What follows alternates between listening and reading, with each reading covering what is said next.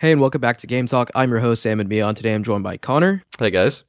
and a special guest, Tyler. Hello.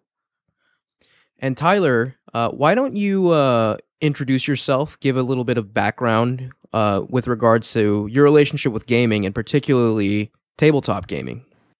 Okay, yeah. So my name is Tyler Day, probably better known as on the interwebs as Rope Arrow.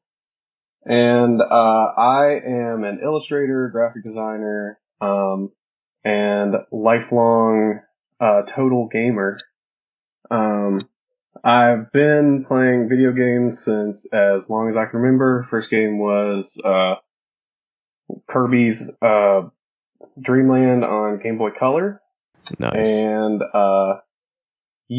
tabletop gaming in particular got into in high school with Pathfinder, which eventually turned into getting into D&D.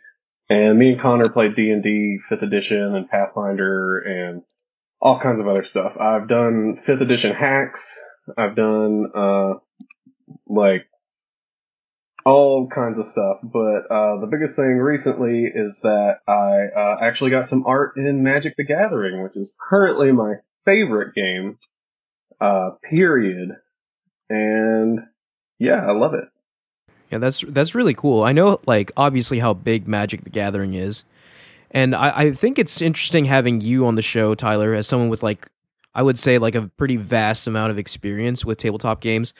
I've always sort of looked at tabletop games kind of from the outside. I definitely know of them and I think they're cool, but I never really took the plunge. Wait, when I was you played didn't Tyler Dungeon Master for you one time, Ahmed? Yeah. Well, yeah, okay. Yes. Just let me finish. Sorry. I was gonna say, right, the only experience I have is one D&D session, and I was super into Yu-Gi-Oh as a kid.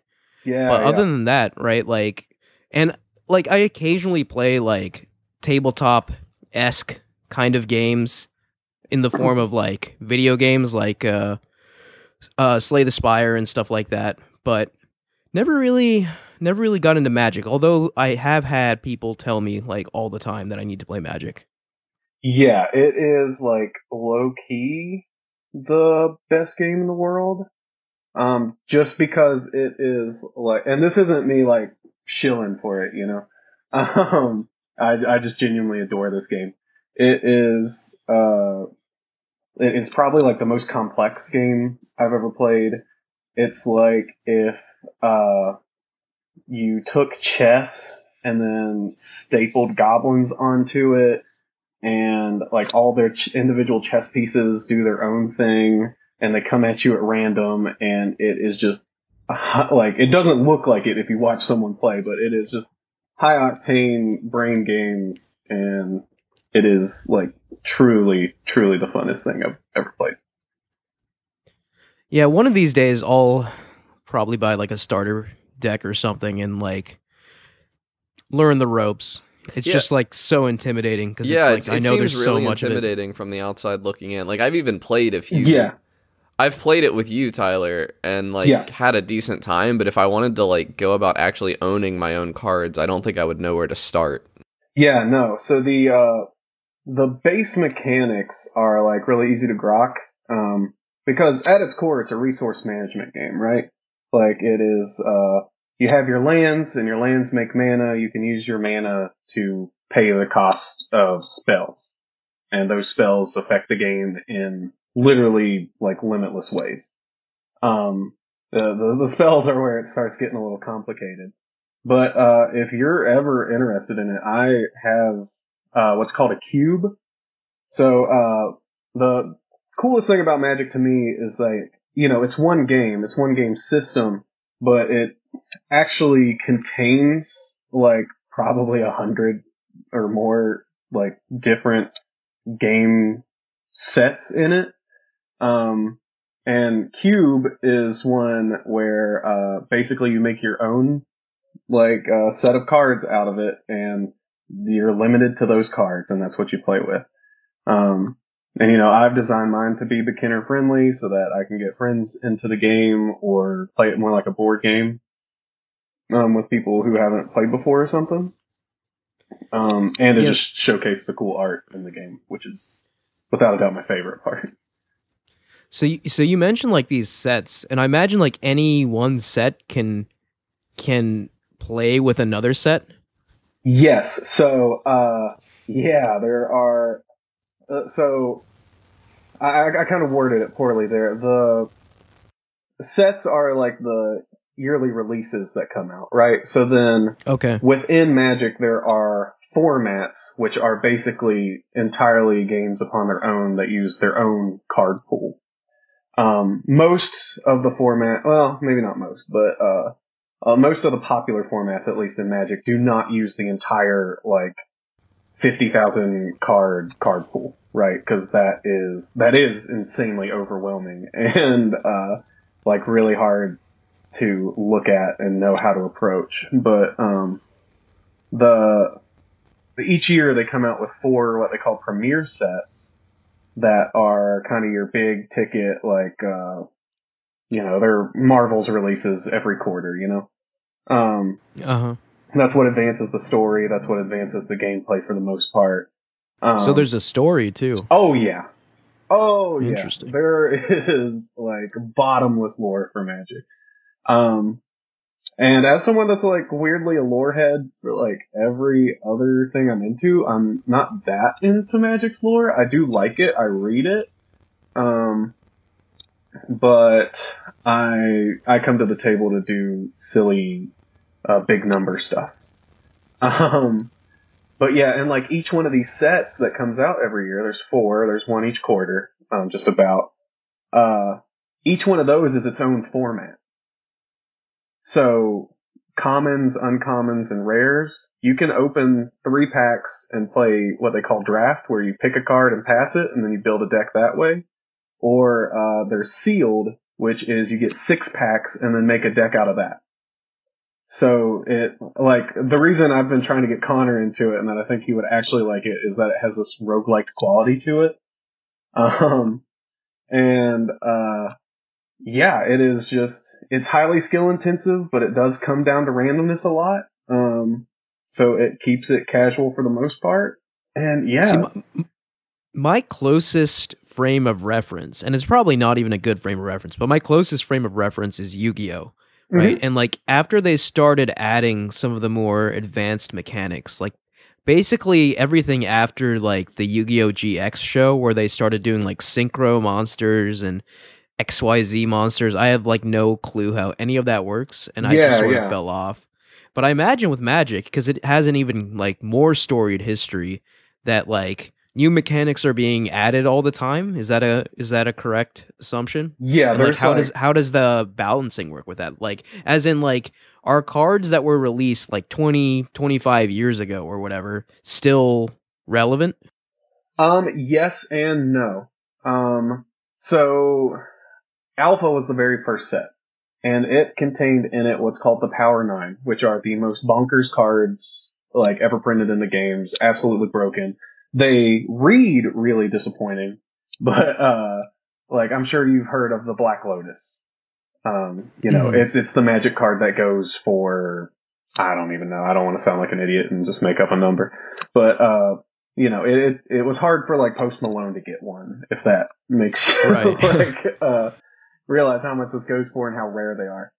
They're like deceivingly simplistic in how powerful they are. But yeah, there's cards from the very, very, very first set that are considered the absolute strongest cards. And no, they're banned in like almost everything because they are like fundamentally broken. But like there are new cards that come out every set. And they do a new thing, and they do it really well and really powerfully, but most of the time, they stick to a niche. So they'll help out, like, a certain theme of deck, or they'll help out, like, a certain type of creature or something. And, or make, like, this old card that was just kind of mediocre, like, 10 times better. Like, it is not uncommon to see a new card get revealed, and then someone be like, oh, this combos with this uncommon from 20 years ago. And then all of a sudden a new deck is made. Like, that's cool. Yeah, so old cards are very, very relevant. Some of them are the most powerful, and like they won't like they will never ever try and print something that gets even close to the power level of those original 9 hyper powerful cards. But like they mostly keep it pretty good in check. You know, there's a set every like couple of years maybe that they power creep a little bit. But for the most part, there's a core set of cards that they tweak and they make them different and make them better. Cause like Magic does have 50,000 plus cards. Yeah. That is a made up number. I don't know that off the top of my head, but, they are mostly variants of each other. So once you know one, you start to learn the rest. And yes, each set has, I think most of the premier sets tend to have at least like 2 brand new mechanics, but they're typically a tweak of something you already know. So like I've got in front of me on my desk, there's just a little common here called Fearless Pup. And it has this ability called Boast, which was brand new when it came out, and you can just pay some mana and buff it a little bit for the turn. But you can only do that if it's attacking. So like they made this set like purposefully aggressive and it cares about the combat step and stuff. But there will be sets that focus on the graveyard or focus on your library or focus on a certain type of card. And yeah, it's mostly just like they do come out with a ton of different cards, but once you know like the core mechanics of the game, you start to see that most mechanics are just kind of tweaks to them. Like Magic is a game built on exceptions to the rules. So most cards tell you how you are allowed to break the rules. And that's the neat part. Once you know the basic rules, then they start letting you break them. That's cool. I do like that there appears to be like a pretty set structure, because like I like how you mentioned like those super powerful cards that first came out are still sort of like the ceiling for like powerful cards in that whole system. And I think that really, I think it's cool to have a ceiling, because otherwise like things can quickly spiral out of control. Yeah, like that's why I've never, because I adore Yu-Gi-Oh! Design wise, yeah. I loved the show and everything as a kid. I'm actually going to replace my desk mat with a foil Dark Magician Girl playmat I found at the store. Nice. But I can't get back into playing it because it... too many mechanics, man. Yeah, well, yeah, there's a bunch of mechanics, but they also just... not every set necessarily, but a lot of Yu-Gi-Oh! Sets just straight up outclass older cards. Yeah, that's a kind of the vibe I was getting from Yu-Gi-Oh! Too. It's just like all the new stuff is just completely makes the old stuff irrelevant, right? Like if I whip out my deck from like 2005 or whatever, I would just get blasted without like any resistance. Yeah, and there is some stuff. There's a little bit of that in Magic. Like there was a set that came out. It's actually the set I got into the game with called Throne of Eldraine. And you will see that like a lot of decks in what they call eternal formats, where you can use basically the whole card pool. A lot of decks tend to have at least 1 or 2 cards from that set in it, because it just they pushed it a little too far. It's nowhere near the level of like the truly broken old cards that they hold as the ceiling, but the more modern ones, they scooted some stuff out of the way, and that made people really upset when it came out, honestly. And Wizards has kind of course corrected on that pretty well, I think. It's kind of funny. Ammon and I just the other day were talking a good bit about live service games, and the way you're talking about Magic is almost reminding me of that conversation, except... Oh, absolutely. Magic, sorry, I didn't mean to cut you off. No, it's fine. It just sounds like they've maintained it better than a lot of... Certainly better than Destiny has, for instance. Yeah, no, you could totally view the premiere sets that come out every year as the seasons of Magic, like Halo Infinite just got Season 3. But, there's just the Battle Passes buying packs of cards or singles at your LGS, and there's occasionally like an extra bonus season that's either a set that's all reprints or a set that focuses on a specific format and has cards for that in it. So like they're coming out with a Lord of the Rings set this summer, and yeah, it looks straight fire, but it's focusing on a big format called Modern, which has cards from the past, I think like 23 years off the top of my head, maybe, which is still an absolutely insane card pool. They'll make sets that focus on one format or another, and then like some of those cards just may not come to other formats. So like cards that are built for Modern aren't going to go through what they call Standard, which is all only Premier sets of like the past 2 years.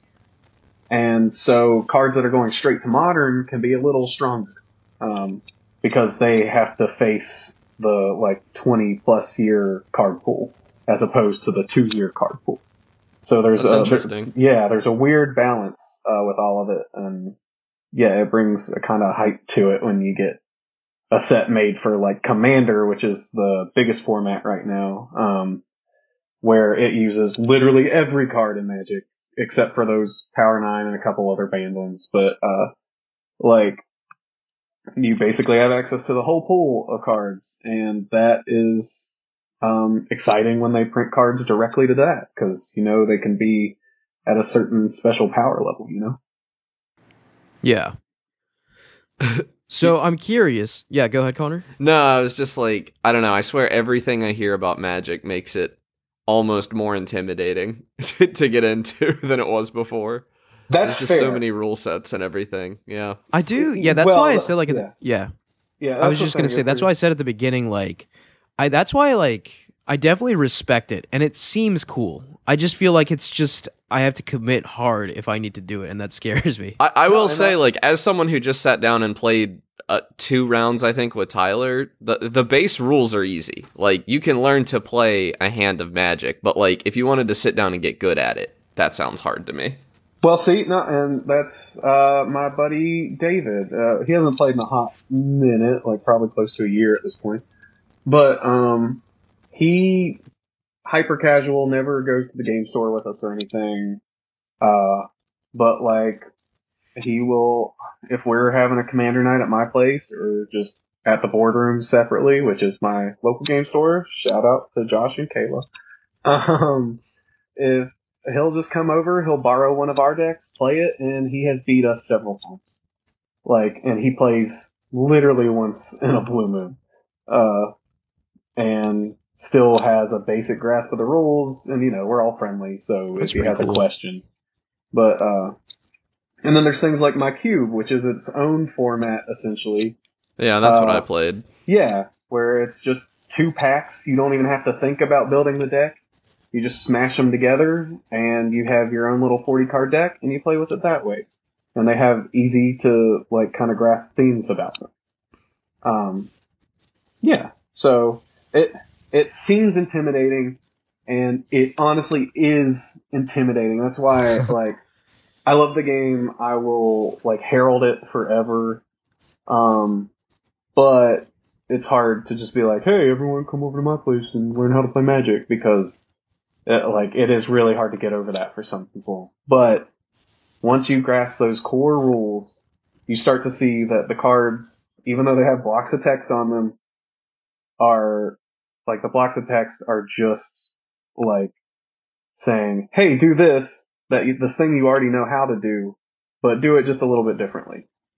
And, so yeah. With the blocks of text, I am a little curious, right? Because with Yu-Gi-Oh, I remember, Yu-Gi-Oh is renowned for it often felt like we had to like consult a team of lawyers every time we played like a trap card. Like it was kind of ridiculous, and it was funny because like even recently when like I went over to a friend's house and like, you know what? Let's just each spend $10 at Target, get a pack of Yu-Gi-Oh cards, and just play each other. The same thing happened like 15 years later. Where like we're just arguing about the effects of a card, and I thought that was so funny. And I don't know if it's like a me thing, or if it's like the No, card it is not a instructions me. are It is not unclear. a you thing. Yu-Gi-Oh is like, I don't know if renown's the right word, but it's Infamous. like kind of a meme to like that Yu-Gi-Oh is just absolute blocks of text crammed into their like tiny boxes because Yu-Gi-Oh cards are even smaller than Magic cards. Yeah, well, the lots of text, but like also like just the unclear. Yeah. How does this card affect this card? It's not clear just by reading the text, so we have to like go online or like phone a friend or something, you know? So yeah, like, and keeping up with the same example I've got here, I've got another card here. It's called Mystic Enforcer. It's from Dominaria Remastered, which was a reprint set this past year. It has protection from black. And you know, that doesn't tell you what that means, but you can kind of figure out what it means. Just by hearing it. It means black cards basically can't deal with it, you know? And then it has this ability called Threshold. And Threshold is just kind of a word there for flavor. They call it like an ability word, which is important. Like cards can care about Threshold. But the ability Threshold just says, as long as 7 or more cards are in your graveyard, Mystic Enforcer gets +3/+3 and has flying. So that most abilities and like special keywords and stuff in Magic straight up tell you what they do. That Fearless Pup card I brought up earlier, it has that boast ability and it tells you the same thing, and then there's the reminder text telling you exactly how it works. And Okay, so that's good. Yeah. No lengthy debates on card effects, It fewer does at least. happen. Yeah. Like especially in multiplayer, which Commander is, and by multiplayer I mean like more than 2 people. I didn't even know you could do that. Oh yeah, it's bonkers. But the game for most of its life was primarily designed to be single, like one-on-one. And there are some cards that are just bonkers in 4 players formats, and you just sometimes have to sit down and figure out just like, oh, what does this do? How does this affect the game? And that, I honestly love that stuff. But, yeah, what Magic gets really right is it's kind of a meme in the community that, reading the card explains the card. Because they are really good about, for the most part, about just putting text on the cards that tell you exactly how it works. That's good. So I was kind of hoping we could shift the discussion to how did this happen, Tyler? Like, you have now created Magic cards that will be used in the game. That will be part of the game forever, and that's kind of a unique thing to do. So, do you want to like walk us through how that happened and like what that was like? Yeah. So, and to be very clear, I did not I did the art for the cards. I didn't design the cards. Like these were pre-existing cards that I did new art for. I see. Okay. Yeah. They look really cool. Yeah, thank you. I would love to be on the design team. Because I'm like a big nerd for game design. But I've made a ton of custom Magic cards. But yeah, so I was in kind of an art slump for a while. Just wasn't really making much, and was really wanting to get into potentially doing like band posters and stuff.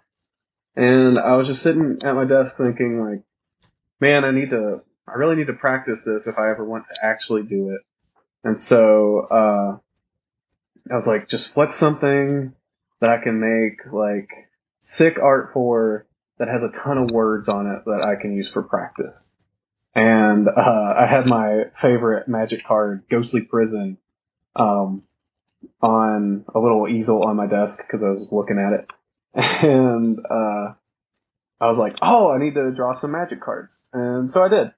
And the Ghostly Prison, I posted it on Reddit, and it still currently has more upvotes than my actual secret lair, which is funny. But, yeah, it blew up on Reddit, and, then I got a message from, who would be my art director saying like, hey, this was really cool, and I'd like you to do secret lair. And I think Connor and I were playing Master Chief Collection. And I was like, and Connor was the only person that knew this was happening. Well, besides my wife, is the only person who knew this was going on because when he messaged me, I was like, "Okay, bud, we gotta hop out of this game, and you gotta help me figure out if this guy's real." Yeah. Yeah. That's always the danger, right? Like, you never know. Yeah, and I have been like straight up scammed with potential job offers before, so Yeah. I was trying to be real careful about it. Not like I didn't like get robbed of any money or anything. Just a job was like weirdly fake. No, that's happened to people I know as well. So yeah, like the internet job hunt is just weird. yeah. Still looking. BT does if anyone has anything, but yeah, we verified that this guy was a real person who worked at Wizards, and so I I think we back. looked him up on LinkedIn and stuff. Yeah, yeah, that's good. Yeah, yeah, and because the account they like sent me a message from was like blank slate. So yeah, and we emailed, got the NDA signed and everything, and from there it was history. That was like my very first piece of Magic fan art too. And I had like 5 more or I think it was 4 more just sitting on the side to publish, and yeah, it was super dope. And it was a bit of a wait until I got my actual work assignment and stuff, and then an even more bit of a wait until they actually came out, but that's just, logistics and stuff. Yeah. No, that's really cool. Like, as a fan of something, like, you're a massive fan of Magic, and to actually, like, contribute to that, that's not something a lot of fans do. That's amazing. Like, okay, so I'm curious, did they, like, give you any sort of direction, or they would just, like, make these 4 cards or whatever in whatever style you want? So, yeah, the biggest direction was that they wanted it in a similar style to the Ghostly Prison it did, which, after I was told like they wanted that, I tried to refine as heavily as I could, which I've since refined even more. There's a couple things I've changed on the cards that came out, but, yeah, they gave me art descriptions, which I got like permission from them to put on the Reddit post announcing it. So, if you can find it on there, then the actual art descriptions are there. But they were just fairly generic. They gave a mood, maybe suggested a certain type of figure or character be in the art. And then from there, they said, do what you want, go crazy.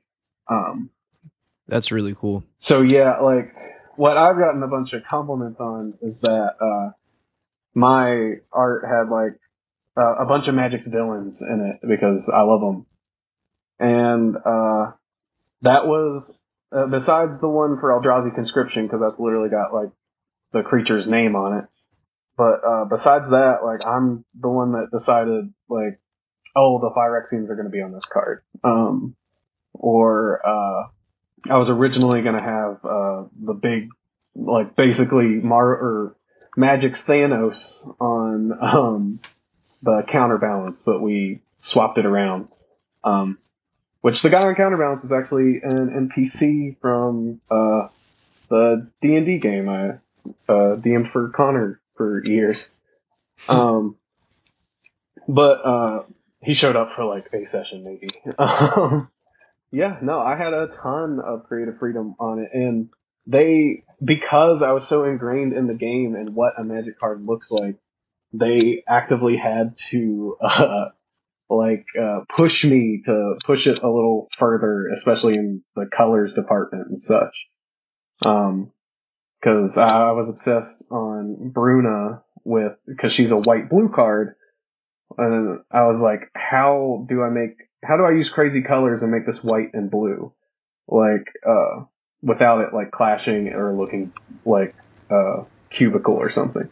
And, they were like, no, you can do like literally any colors you want. And, I even got permission to post like a big color spread of like different schemes we tried and stuff. And we eventually went with like the 90s, like plastic cup look. Yeah, so I'm looking at the 4 cards right now. They all look fantastic. I gotta say, my favorite though is Deafening Silence. That I one's don't know, my favorite too. something about that one just really jumps out at me. I've heard that from most people, which is funny because it might be the one I've changed the most. The like text box and stuff, especially. But yeah, that's the one where I put that little guy on there is called the Phyrexian, and they are currently the big bad in the story, and they have historically been like the kind of like undercover like big bad, and they basically told me to draw a figure with shushing and like there's going to be impending danger if you don't be quiet or something along those lines. And Okay. yeah, and I initially had it as a little bit more of like a little kid. I was going for like a child's play bit, but Yeah, there's just something really kind of sinister about that card Yeah. that I like. Yeah. Yeah, it's Yeah, weird how and- expressive he can be when he doesn't like have human eyes. yeah, like, and I had no idea that we were going to Phyrexia this year either. So that was cool to see that line up. Like my cards released with the Phyrexian set, which was super cool to see. Yeah, But, man, this is really sick. Yeah, thank you. That's hopefully it's just the first of many. Yeah, here's hoping. I would take literally anything Wizards throws at me. I will draw toilets for D&D 7th edition if they want. Well, we're Yeah. entering the final edition of D&D now. Yeah. I mean, it's basically 5th edition, right? Like that's what Yeah. I've read about it. Yeah. Which Yeah, is everything I've seen. mostly fine with me. Yeah. Yeah, we'll definitely I mean if it isn't obvious already, like if you have any interest in Magic or just like really cool art, definitely check out these cards. Yeah, we'll have everything linked in the description. Yeah. Can probably grab Tyler's Reddit post as well that has... I was just thinking that would be good to have as well. Yeah, we'll Yeah, toss I that in can- the description. Yeah, I can send you a link. Super easy, no problem. Awesome, thanks. Yeah. So Tyler, as an avid listener of this show, you know how we end the shows. But before we get to that part, do you have anything else you want to say? No, I mean, I guess I would plug my Patreon. It's actually getting a little bit of steam this week for some reason. We'll have a link. We'll have a link to that as well. Yeah, we'll have a link to that as well. Yeah, Patreon. I'm on Twitter, Instagram, all that.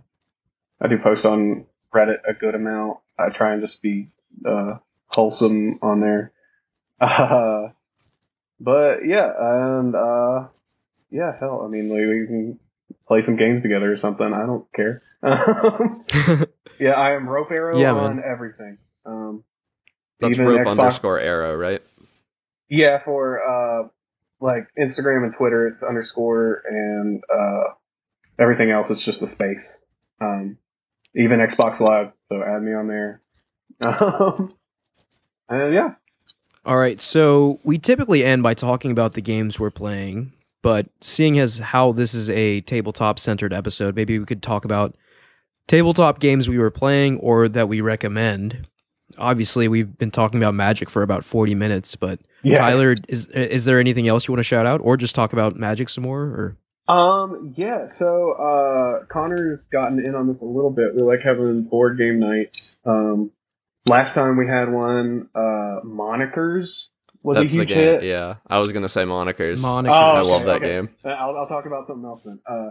There's one that's always been a hit called, because I like party games for some reason with board games.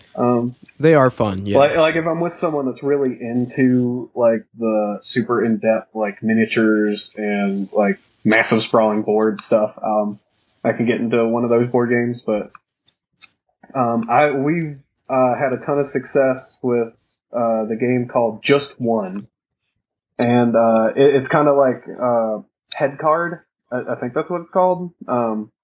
Like that game they play in Inglourious Bastards.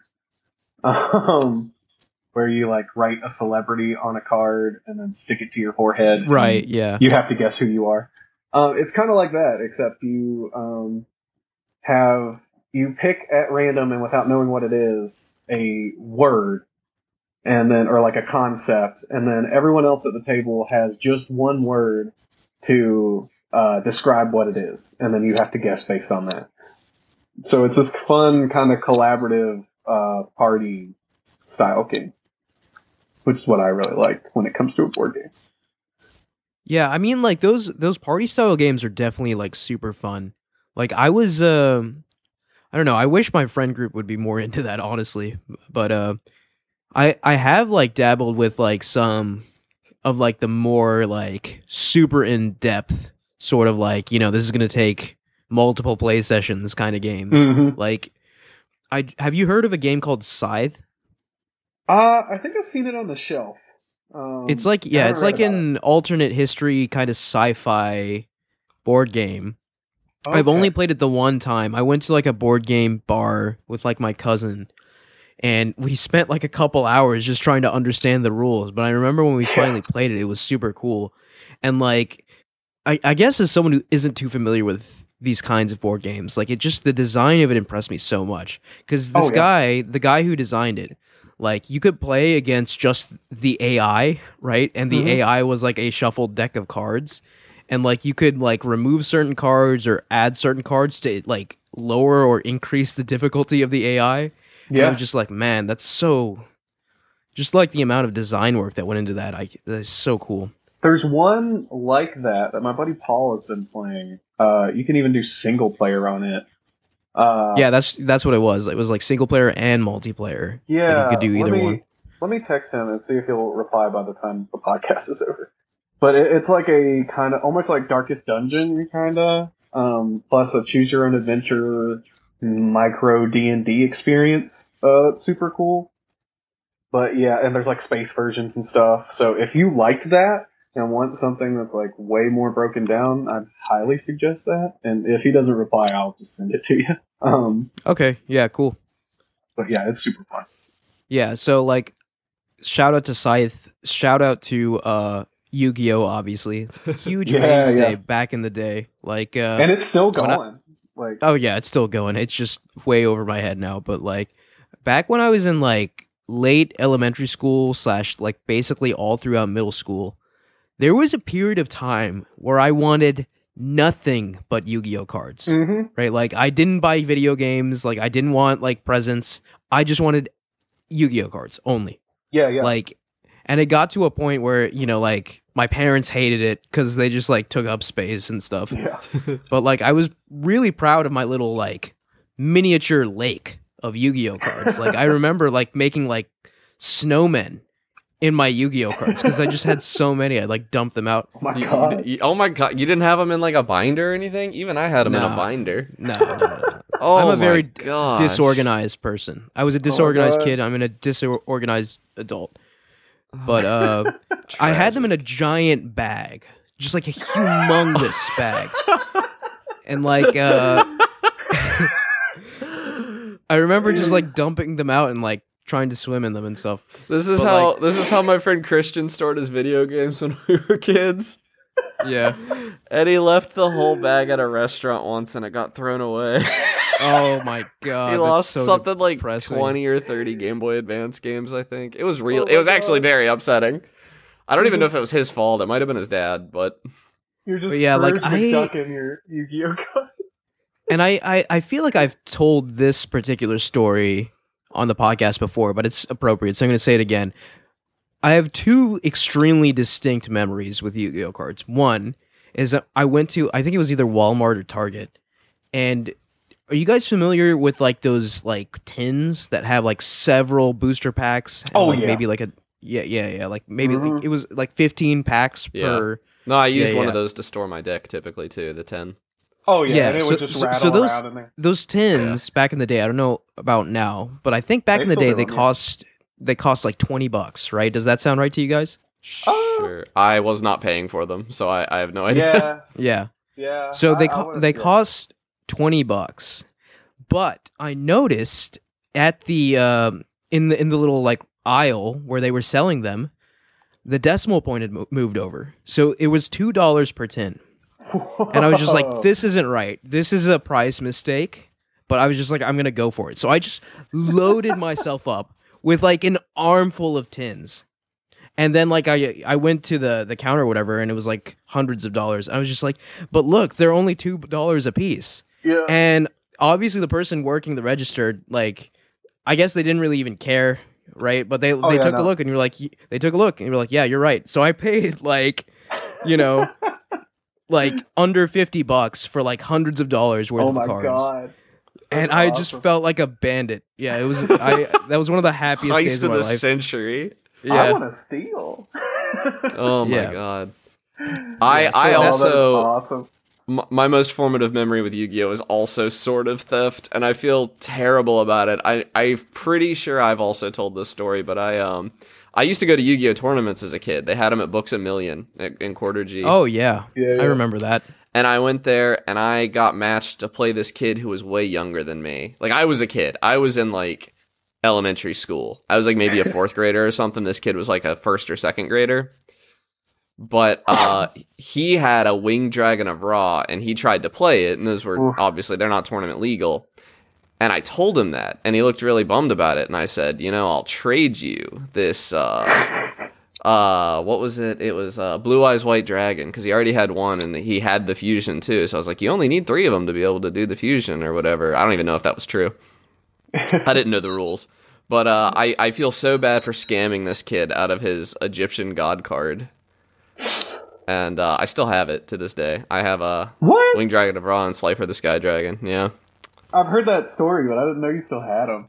Yeah, I still have them. Yeah, I have two. I have 2 Slifers because my friend Christian had one, and when he got it, he thought he was like unbeatable, and so I was like, "All right, I'll bet my Winged Dragon of Ra against your Slifer the Sky Dragon," and neither of us ever drew those cards, but I won. Highest stakes possible. Yeah, man, the stakes were never higher. Yeah, Yu-Gi-Oh was so formative. Like, it is still a bit while we're playing Magic at the boardroom, like to just be like, I play Pot of Greed, which allows me to draw 2 cards. Like, also with Yu-Gi-Oh, like, I don't know if you guys ever watched the show, but like, they did not. Especially the first season, it was just so preposterous because there were like no rules at all. Oh yeah, so like they just like every episode they just made up new rules, and it was just like really funny as someone who was familiar with the rules.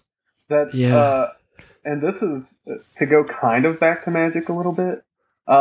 Yu-Gi-Oh is based on a manga called I forget what it was like fully translated to, but it was like Game Master or something along those lines. Right.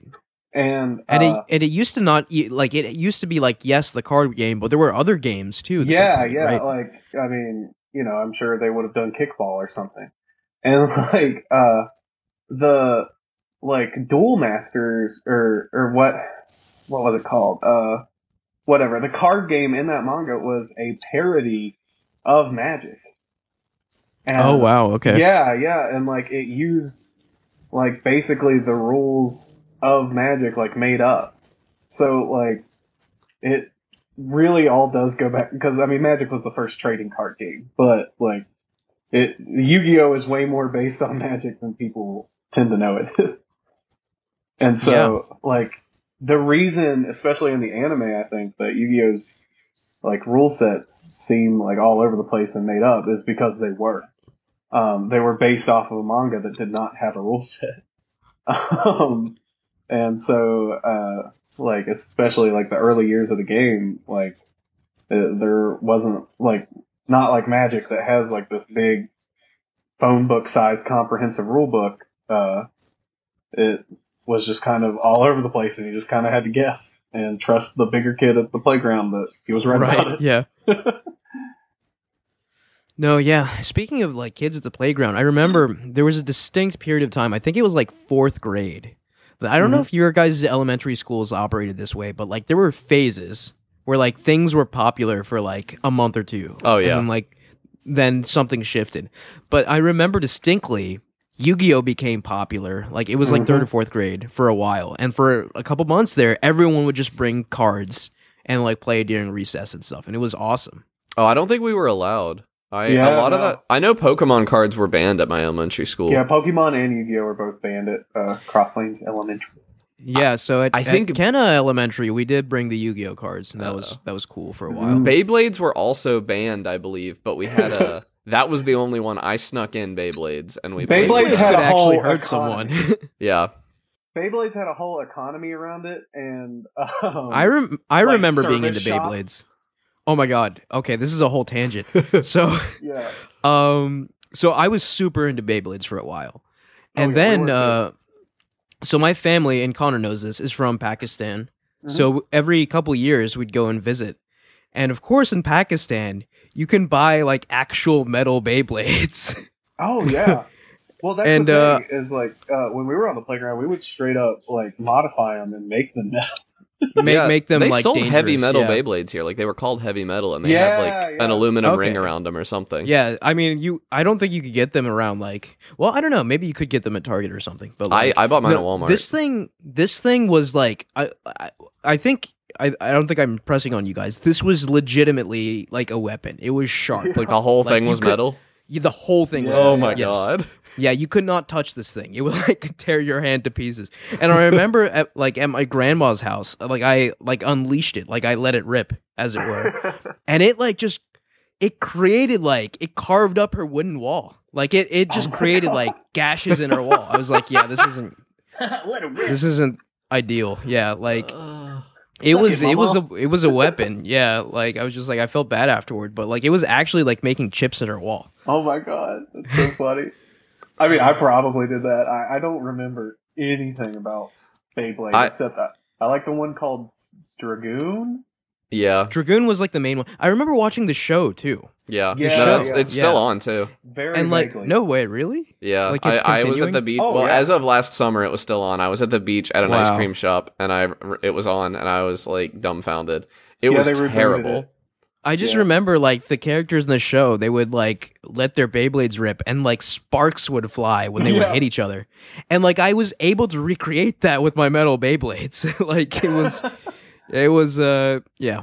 Those I don't know where they are now, but like definitely not would not fly in the US, I think. Yeah. Like at our school, like kids would go to the flea market and get like knockoff Beyblades with like aftermarket parts.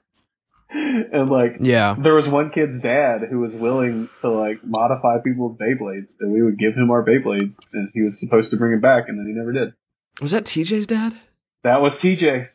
Yeah, I knew it. Because he was the one. I even went to TJ's house a few times to play Beyblades, and it was out there.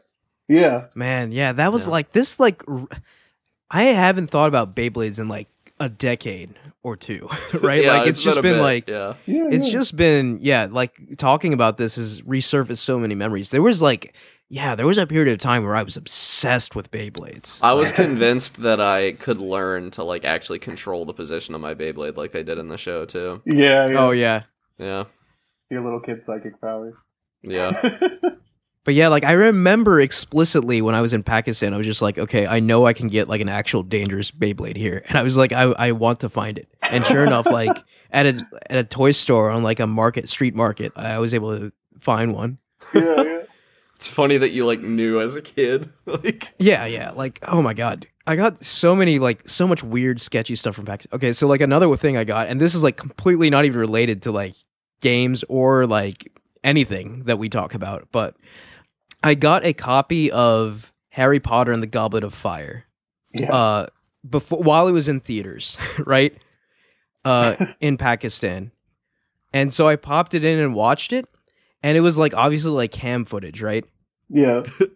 And it was subtitled in English by someone who had a very tenuous grasp on the English language.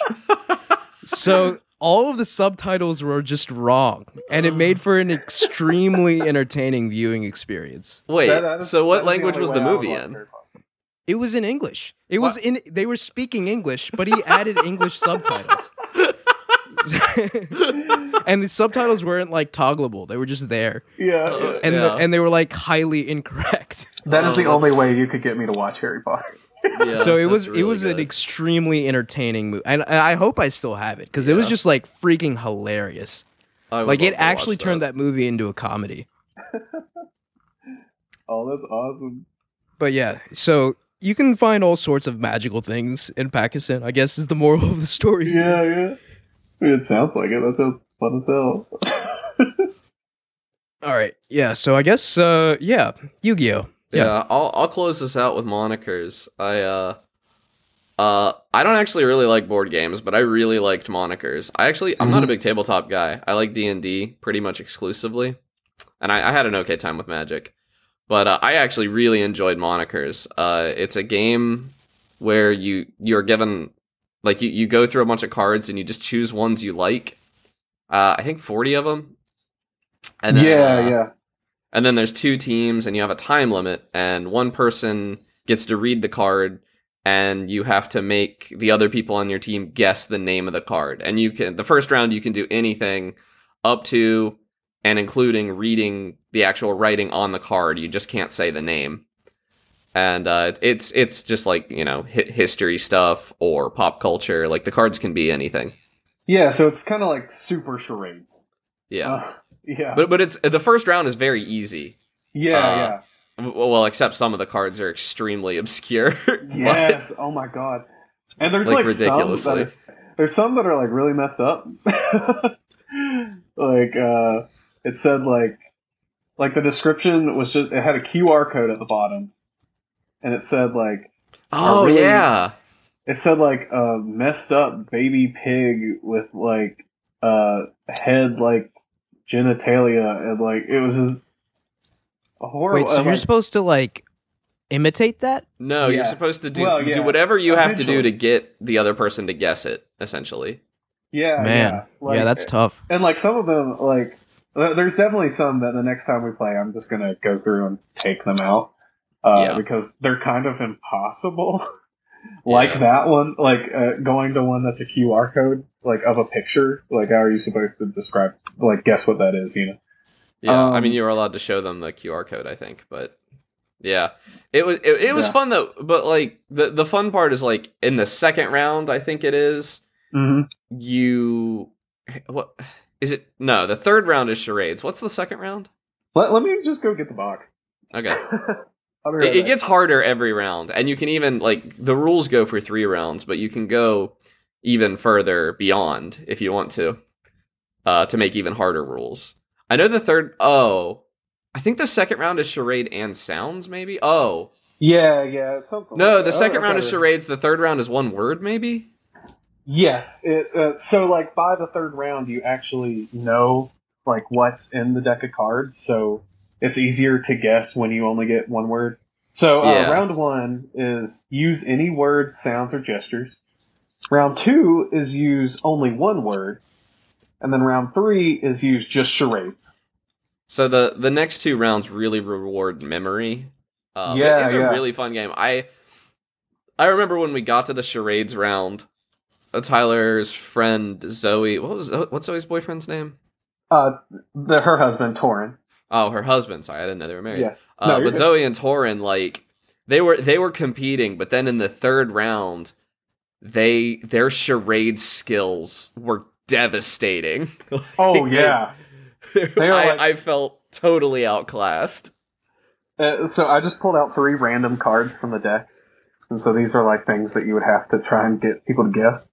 And the first one is a robot butler, and they do have like descriptions on them, so that I feel if like you- that's pretty doable. yeah. Yeah. And so if you truly don't know what this thing is, then you can at least read the description and have people guess off that.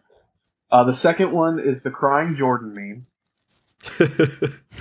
which we got that one last time we played, and it was We got really Robot funny. Butler too. Oh, Yeah. did we? I Yeah. just pulled I out think of that. it. Yeah, I think it's not been shuffled, so I think we're going to get all 3 Oh of these. yeah. We did get this one too. The Cake Boss, Oh yeah, the cake boss. Yeah. because that Cake was Boss. really fun to figure out like just a description for. Because I think we kept saying like cereal treat, like 'cause No, they're we not- kept. Well, I was Wait. playing. I had John on my team, and I kept making Yeah. Jason Steele references because he did Yeah. he did a video we really liked in like high school about the cake boss. So yeah, we absolutely have to play that again because yeah, it's probably my favorite board game I've ever played. Yeah, honestly, it's got to be close for me too. It's between that and shout out to Codenames as well. Codenames is a really fun board game. I haven't played that one. We'll have to give it a shot too. But it's another one where like knowing the people that you play it with is super helpful. But Monikers was recommended to me by my good buddy Kayla up at the boardroom. Shout out Kayla again. Who's super smart about board. Those social sort of games are always super fun. Like obviously, like Cards Against Humanity is always very fun. I've yet to play that one. Oh no way! Really? Yeah, I hate Cards Against Humanity. I think it's the worst game ever made. It's so boring. What? It's just I hate it. It's so boring. It's funny. Like you got to play a good edition of it, I guess. I don't know. I don't want to defend my stance. I just really don't like it. Okay, sure. Fair.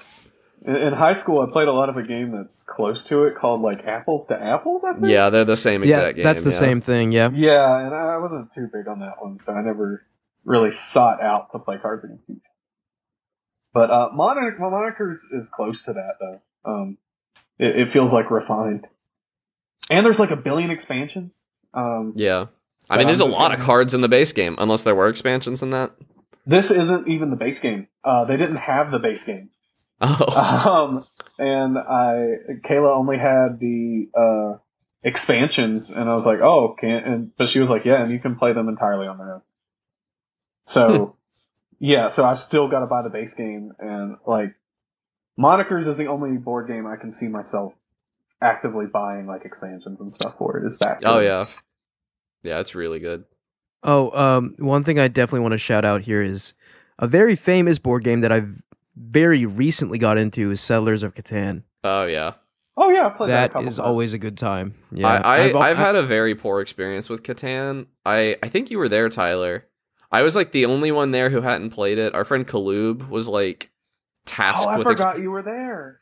He was like tasked with explaining the rules to me or something, and he just like said he just insisted on like explaining the rules as we got to them, and you can't do that with Catan because the first round affects the whole rest of the. So like by the time he didn't tell me any of the rules of the rest of the game, so by the time we got to the second round, I'd already lost. Like, ugh.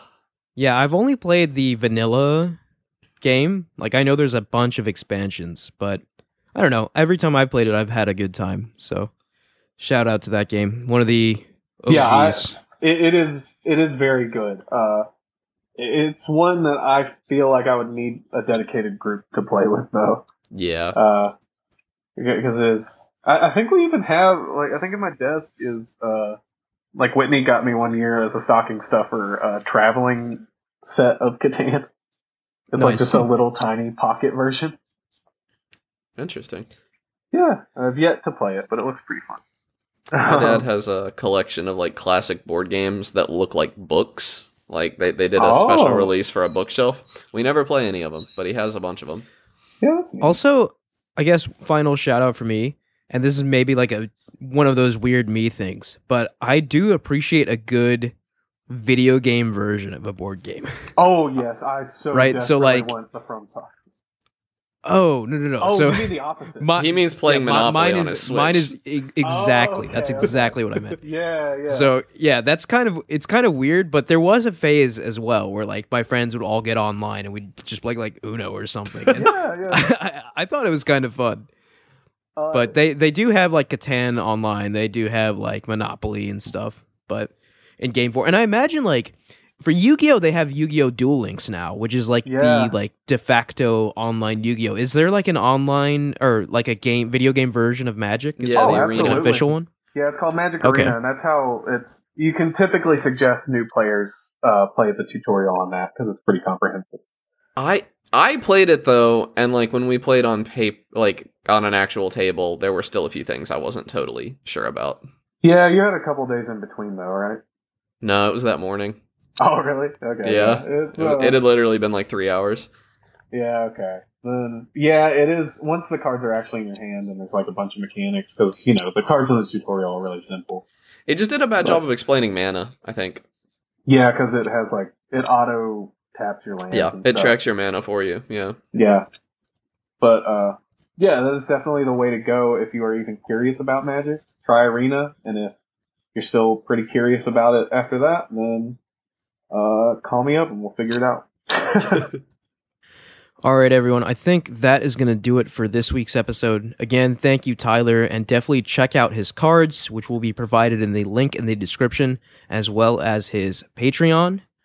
Thank you all for listening. You can follow us at Podcast Game Talk on Twitter. Please like, rate, and review us on Apple Podcasts, SoundCloud, Spotify, or any podcast services you use. Click the link in the description of the podcast to join our Discord and talk to us there. Thank you, Connor and Tyler. Yeah, Thank you for having me. Yep. See ya.